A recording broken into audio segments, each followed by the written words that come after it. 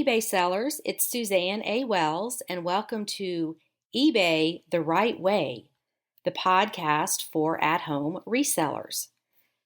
This episode is all about what to do when other people approach you to sell their stuff on eBay. In the first segment, I have a list of tactful and polite ways to say no if you don't want to get into the realm of selling other people's items. In the second segment, I have a few stories about how not saying no got me into trouble. I promised you stories from my eBay journey since 2003, and stories you shall get. I really just want to help other people avoid the mistakes and nightmares I experienced along the way. Back when I started, the only thing we really had to interact with other sellers and ask questions was the eBay community boards. And the people there were so rude, insecure, and really threatened by new people wanting to learn. I mean, most of the sellers on those boards were just downright nasty to anyone asking a question. So it was very intimidating to go there and ask for help when you didn't know what to do about a certain situation. So I had to figure out a lot of things by trial and error because there just wasn't an infrastructure for help with your at-home eBay business. And this is the main reason I started blogging and mentoring and helping other sellers, because there just wasn't an infrastructure for help back when I started. Now we have Facebook, YouTube, the comment section, and other social media platforms that are just wonderful for asking questions and getting the help you need. So it was during that struggle of trial and error that I had a lot of interesting experiences and just had to figure things out. And that's what I want to share with you through these podcasts are the things that I learned that saved me time and money and frustration, so you don't have to go through that too. Okay, so let's get into the first segment with some ways that you can politely decline selling other people's stuff. If you are an eBay seller and you ever meet somebody new or it gets around that you sell things, people will come to you and ask you to sell their stuff. And unless you want to get into consignment or maybe just do somebody a favor, the overwhelming majority of people out there don't want to sell other people's items. And it's for a variety of reasons, mostly because we have enough trouble keeping up with our own listings and getting our own stuff up for sale. And, those death piles that keep getting bigger because we love to shop. So it's really hard to make time to sell things for other people. And there are associated hassles with that as far as the money back and forth, or the person telling you what you should sell it for, not understanding the eBay market, because an item is only worth what somebody will pay for it. So people will see you as kind of like a meal ticket to sell their stuff, and you don't have to do it. You can say no. And that's hard for a lot of people, especially women. But let me give you some suggestions for ways you can handle that situation and say no in a polite way. And a lot of times it's family, so it's really hard to tell them no, but it's just a matter of boundaries, and it's up to you to set them. So here are some ideas. Okay, the first thing to say is, oh gosh, I just really have a hard time keeping up with my own stuff right now. I just can't take on anymore. I'm sorry, I can't help you. And I use that one all the time. Actually, I was at a social gathering a few weeks ago and met some new people. And the first thing out of this one lady's mouth was, oh, I have this dress that I would love for you to sell. How can we make that happen? And it's almost like they don't even ask you. They just assume that you're going to do it. So again, they see you as kind of a vehicle to help them get money, a meal ticket. And you can just say, I already have enough to do. I can't keep up with my own stuff. So even if I took it on, it'd probably just sit there for months and months till I got around to it. So I can't help you. So sorry, I just can't take that on. Kind of like when the PTA keeps asking you to do stuff, you just have to keep saying no over and over again. Been there and done that. Okay, the second thing you can say is, you know what? eBay is pretty easy to learn. And you can sell your own stuff and keep 100% of the profit. And then you just refer them to my YouTube channel, my website, my premium library, whatever you want to refer them to, and just say, hey, this person will help you learn. You just put it right back on them. So it's their responsibility to handle their items and learn to do it themselves. And most people will say, oh, I don't have time, or that's too much trouble, or, but you already know how to do it. It would be so much faster. And then you can revert back to number one, where you say, I already have enough to do. I just don't have time. And that brings us to the third thing they're going to say back to you when you say no is, well, I just don't have time to learn. I don't have time to do that. And then you can say, yeah, everybody's really busy. And so am I. And I have that same problem of I just don't have time. So if you don't have time to list your own items, I sure don't. So you might want to just go learn how to do that. And then refer them to whatever helped you learn and put that responsibility back on them. The fourth thing you can mention is how inconvenient eBay's return policy is. You can say, well, I did sell some things for other people, but eBay has this return policy. So it's 30 days. And after the buyer receives the item, they have up to 30 days to return it. So I couldn't even give you your money until after that time has passed. And that just kind of messes up the whole deal, is that return policy. So it's just better if you do it yourself. The next thing you can suggest is, hey, you know what? You should just sell that on a Facebook group or Nextdoor or any of these other sites that are local. And then you won't have to pay any fees and you can sell it right away yourself. You should try that, and just push them off into the Facebook marketplace direction and let them figure it out. And one last thing you can say is, no, I simply can't. And if they keep on and on, say, I simply can't. I can't. And don't say I'm sorry, because you don't have to do this for anybody. This is your business and you can take on what you want, and you don't have to be sorry that you can't help every single person that asks you. And trust me, the longer you do this and the more people who know that you do this, the more of these requests you're going to get.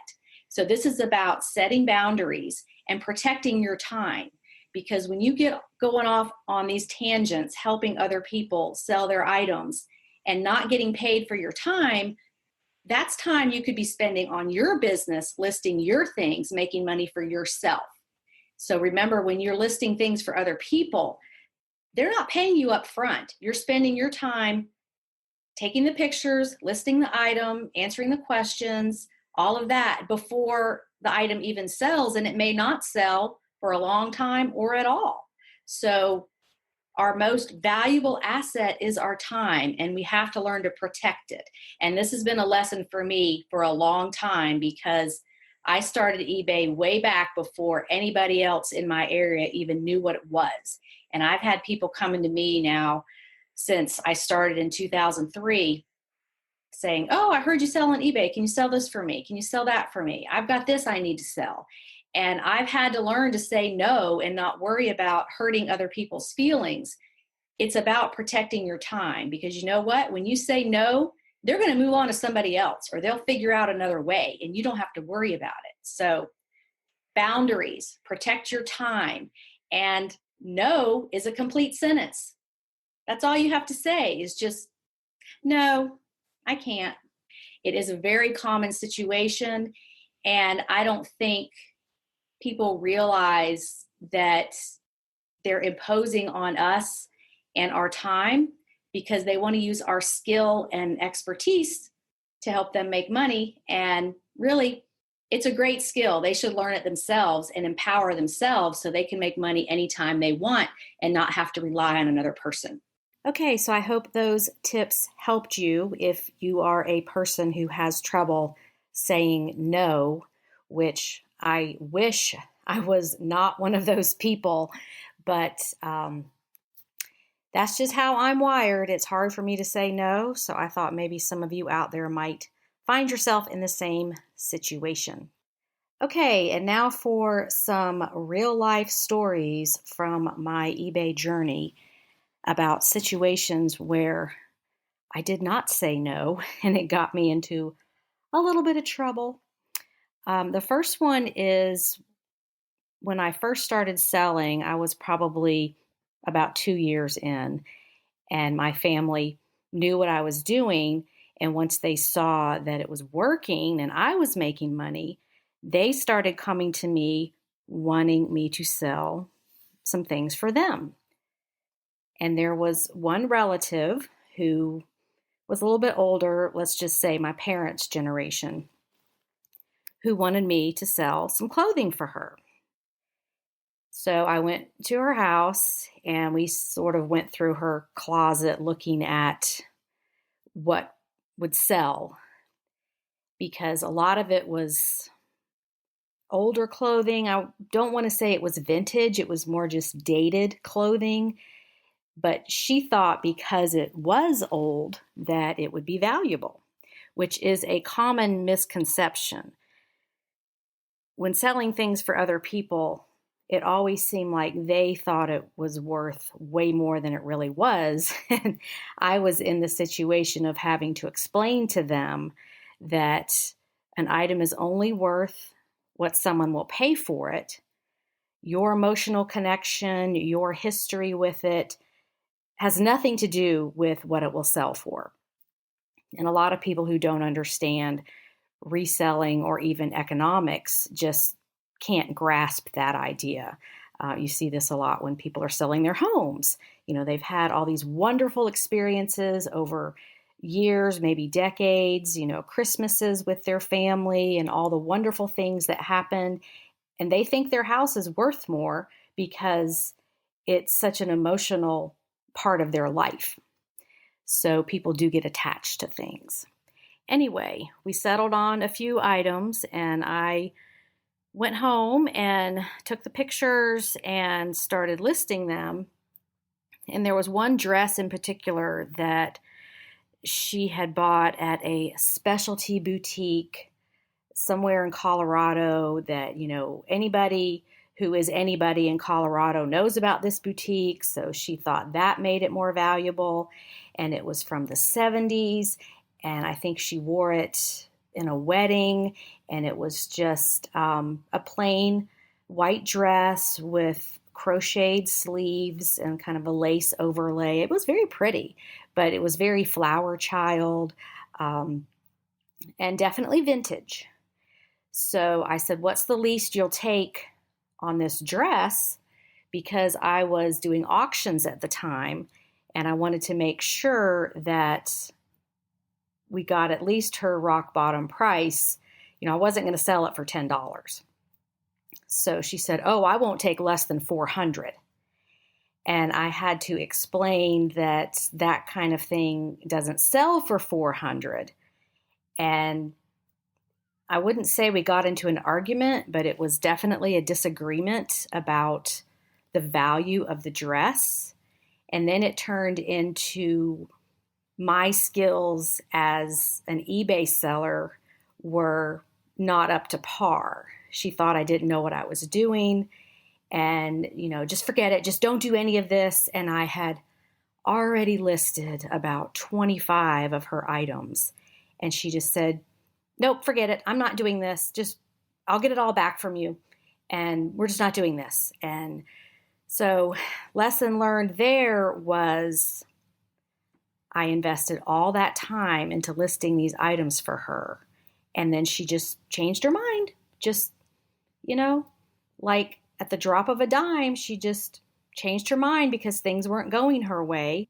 It was really disappointing for me that a relative would treat me that way and not value the time investment trying to help her make money.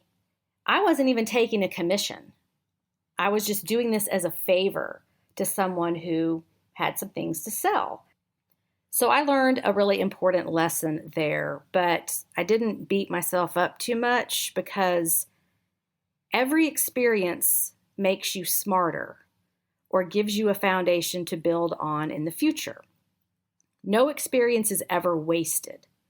You may have learned something, maybe you met someone, you went to a different place, you discovered a new way to do something, whatever it is.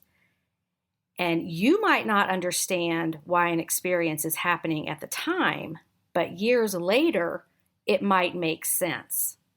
So all of your experiences add up to who you are and what you know and what you can do today. So when you look back on dumb things you did or bad decisions you made, don't beat yourself up. Just realize it's part of the puzzle, the learning process, and a building block for who you are now. The next situation was actually with my dad and his football tickets. My dad and mom are University of Alabama alumni, and they were actually there when Bear Bryant was there. So they are quite loyal to the school, and my dad had some kind of special season tickets for alum going back that far. And so over the years, he would go to the games, and that was a big deal. He would invite friends and family, and he was always going over there to Tuscaloosa to the games because it's not too long of a drive from Atlanta. So as he got older, he didn't go as often because it was just harder and more tiring and doing the stairs in the stadium and all that stuff. And the tickets were, I think, 40-yard line. I mean, they were good tickets. They were good seats. So after a while, he approached me and said, what about if we sell some of these tickets on eBay to the big games, LSU, Texas A&M, the big home games where the tickets would be more valuable, because this was definitely a unique item, limited in number. And for some of those games, we thought the prices could go pretty high because this was around the time StubHub had come out and you could see what tickets were going for. So we decided on, I think it was an LSU game, and I put the tickets up for sale as an auction based on his purchase price, which was like $50 a ticket, like so cheap, plus a little bit extra to cover fees, eBay fees, PayPal fees. So the first time we did it, the tickets sold for right around $3,000 for 4 tickets. So he was ecstatic. He was thrilled. And that was a great transaction.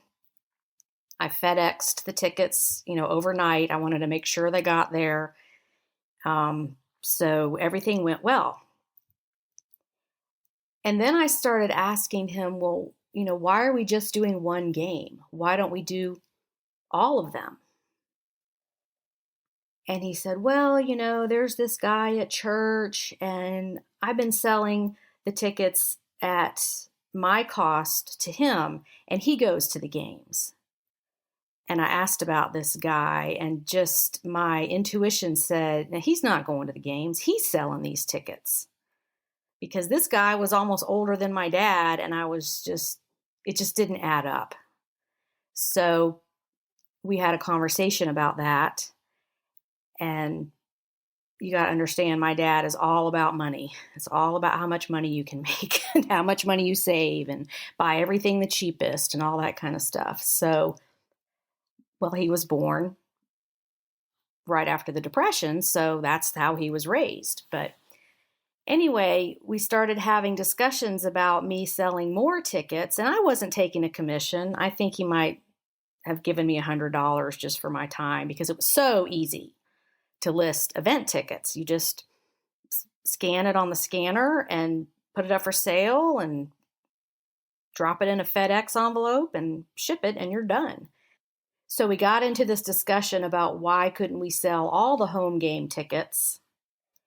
And he said, well, Joe's my friend and we've been doing this for years and I don't want to jeopardize our friendship by not selling these tickets. And basically he felt like he was being held hostage to sell the tickets to this guy at church. And I was like, these are yours. You earned these by being a student there back in the 50s. And this belongs to you and you can do anything you want to with it. And this is a very unique and profitable item. And I just couldn't convince him to do it, which was fine. So the next year he picked, I think, 2 games.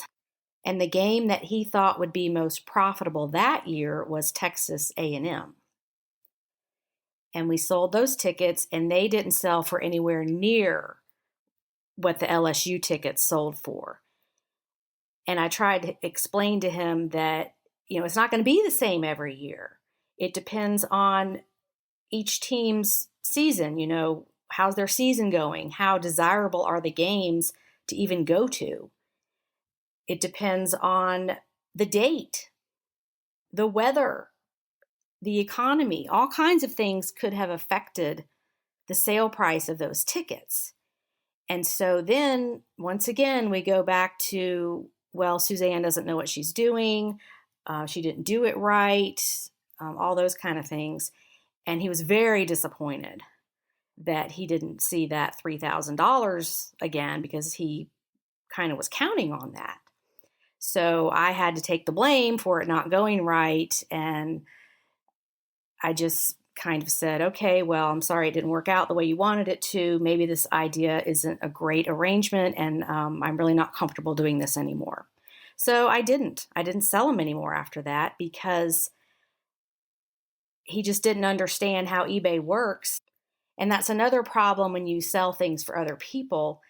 They just don't understand how eBay works, how the economy works, and nothing's guaranteed. An item is only worth what someone will pay for it at any given time. So just a warning. It took me 2 strikes on that one to realize just don't sell things for family. It's just not going to work out. You're going to get blamed for things that aren't your fault because people love to blame someone when things don't go right. So that was a tough one to swallow, but that's the way it turned out. Okay, I moved along in my eBay reselling journey, decided not to sell things for family anymore, but a friend approached me wanting to sell her 35 millimeter camera. And I said, okay, well, I don't know anything about cameras. Are you 100% sure that this works and all the parts are there inside of it and everything is fine with it? And she's like, yeah, everything's fine. No problem. It's good. And I took her word for it.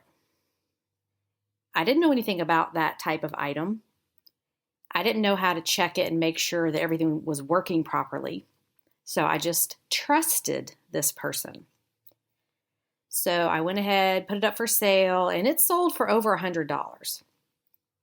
So I was very excited about it, called her and told her, and I'm like, hey, they've already paid. I can give you your money. Everything was, rolling along. So I gave her the money. Well, shipped the item the day after the buyer received it. They emailed me and said, this is broken. The such and such is missing on the inside. I want to return it. It doesn't work. And I was like, oh, great. I've already given my friend the money for this. So lesson number one is if you're selling something for someone, make sure that the return period has elapsed and they can't return it. Even better, wait the 90 days until they can no longer leave feedback, because if it's broken or not as described and the 30-day return window has closed, they can still leave you negative feedback. They have 90 days to do that. So that was a very important lesson because at that point in my life, I was very trusting of everyone because I'm a trustworthy person and I do what I say I'm going to do and I tell the truth. So I don't know if she knew it was broken, my friend, or not. I really have no way of knowing that, but she already had the money. So I didn't even have the buyer return the item because it's not going to be any good to anybody. Maybe that person could sell it for parts, but I just sucked that up as an important $100 lesson. I just ate the cost of that return. I did tell my friend that, hey, here's what happened. She says it's broken. She says this is missing. I've already given you the money. What do you think we should do? And the friend said, well, it's not broken. The buyer's lying. I'm not giving the money back. And it was this whole big blow up that cost me a friendship over that one dumb eBay sale. So that was a very expensive lesson. I was out of friendship. That was more expensive than the $100 because you can always get more money. But lifelong friends, you can't get more of those. Those are kind of limited in number. So my philosophy on that one is don't sell things that you're not familiar with, especially things that have a lot of moving parts. Because if you don't know if they work, how are you going to believe the buyer when they dispute something if you don't know anything about the item? And this is one of the reasons I don't sell very many electronics, is because I just don't know enough about them to know if a buyer is calling my bluff on something. So I just don't want to deal with that situation. There are plenty of other things that don't have multiple moving parts, things like plush and clothing and kitchen items and linen, stuff like that, where it is what it is. You don't have to have a lot of technical knowledge about camcorders and amplifiers and receivers and all that stuff. But, if that's your specialty, then go for it. It's just the lesson on that one was quite a few of them. Just don't do business with friends. Keep those separate. If you've got friends who want you to sell things on eBay, push them off to learning it on their own. You don't have time. There's a lot of great resources. You can keep all the money, and just don't take that on. And don't sell things you're not familiar with, because if it's ever disputed, you need to know enough about the item to have a conversation with the buyer about whatever it is they're disputing. And then the third thing is, if you do sell something for someone, wait until that return period has elapsed. And don't give them their money until all of those hurdles have been crossed, which they're not going to like, but that's how you can protect yourself. Now, in this next situation, I kind of instigated it, but I wanted to share this with you because back in the early days with eBay, all I could see everywhere were opportunities and the big picture of how this could work for everybody and in every aspect of my life. So parents of school-age kids or any kids that ever had to do fundraisers will appreciate this. It was that time of year in the fall where PTA was ramping up all of these fundraisers and this stuff where they wanted kids to go door to door selling wrapping paper and cookie dough and all that kind of stuff. And I just despise that kind of thing. I just despise begging for money, which is how I saw that. So I had this brilliant idea of, why don't we just not do these fundraisers and get people to go through their homes and donate eBayable items? And I would be in charge of that, listing the items, and the PTA would get the money. And I wasn't even going to take a commission. I was thinking, how many other parents absolutely despise this fundraising crap? And they would be so much happier to just go in their basement or their closet or their kitchen drawers and pull out some stuff, drop it off in a box at the school, and I would pick up the items and list them. So I pitched this idea to the PTA officers. I actually took a week to write up a business plan. Remember, I am a business major, so that's how I think. And I created a list of 100 items that these people would probably have in their home that would sell on eBay. And this was from my own experience, the type of items I was selling, the types of items I was buying at their garage sales in these other neighborhoods around me and in my own neighborhood. So I knew what people had in their homes. And of course, I've been in some of my friends and neighbors' homes, so I know what people generally have. So I made up a list, room by room, of DVDs, VHS tapes, these brands of clothing, these types of items new in the package, all of those things that later ended up on some of my lists of things to sell. So we had this meeting with me and I think 4 of the PTA officers, and I pitched this idea, and I'm like, you guys just don't realize how much money is just sitting around in everybody's house. And if we could all work together on this, I'll even go to their houses and pick up the stuff. Or we can have a big box up at the school office for people to drop stuff in. They can send the stuff to school with their kid. They can drop it off at the office. I had all the logistics figured out. I'm like, this can totally work because it's working for me right now. So I convinced them to let me try this for a month. And the parents loved it. I got so many emails about, what about this? Would you take that? Can you come get this? Whatever. And, I was hustling it and doing it. I was so excited about this project. And I'm like, we're going to change the way fundraising is done. My kids were in middle school at the time, so this was through the middle school.